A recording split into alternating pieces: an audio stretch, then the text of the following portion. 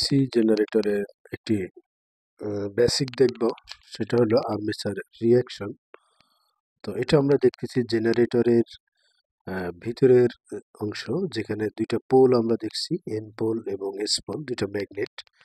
এবং এইটা হলো মাঝখানে আমাদের যে রোটর, সেই রোটর এবং রোটরের গায়ে খাস কাটা থাকে, আমরা জানি খাস কাটার ভিতরে কন্ডাক্টর থাকে। এই পাশে সেই কন্ডাক্টরগুলো দেখানো হচ্ছে।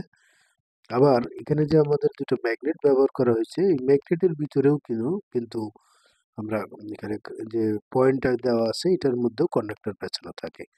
তো এখানে এই কন্ডাক্টরে দেওয়া হয়, পোলে দেওয়া হয় ডিসি সাপ্লাই, আর এখানে যে দেওয়া হয় রোটর কন্ডাক্টর, যেটা রোটরের যে পয়েন্টগুলো দেখানো হচ্ছে, এইটার মধ্যে থাকে হলো কন্ডাক্টর, এবং এখানে এসি সাপ্লাই দেওয়া হয়। ফলে এইখানে এসি সাপ্লাই দিলে এখানে কি হয়, এখানে একটা এক্সাইটেশন, এখানে একটা ম্যাগনেটিক ফ্লাক্স হয়।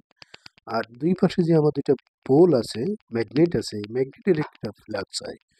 তো দুইটা ফ্লাক্সের মধ্যে যখন একসাথে কাজ করে, যখন এই কন্ডাক্টরে সাপ্লাই দেওয়া হয়, তখন এইখানে যে ফ্লাক্স হয়, সেই ফ্লাক্স এই মেইন পোলের ফ্লাক্সের সাথে একটা সে হয় এডিটিং বা সাবট্রাক্টিং, অথবা ফ্লাক্সের সাথে যে অ্যাকশন হয়, এই অ্যাকশনটাই আমরা বলছি আর্মেচার রিঅ্যাকশন। আশা করছি তোমরা বুঝতে পারছো আর্মেচার রিঅ্যাকশন কাকে বলে। আর্মেচার রিঅ্যাকশন হলো এই রোটর কন্ডাক্টরে সাপ্লাই দেওয়ার ফলে একটা ম্যাগনেটিক ফ্লাক্স হবে, বা রোটর কারেন্টের কারণে ফ্লাক্স হবে। ওই ফ্লাক্স মেন পোল আমরা দুই পাশে দুটো এন পোল এবং এস পোল দেখছি।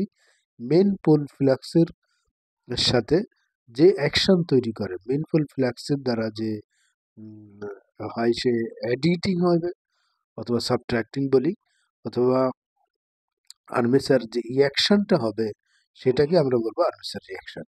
আশা করছি বুঝতে পারছো।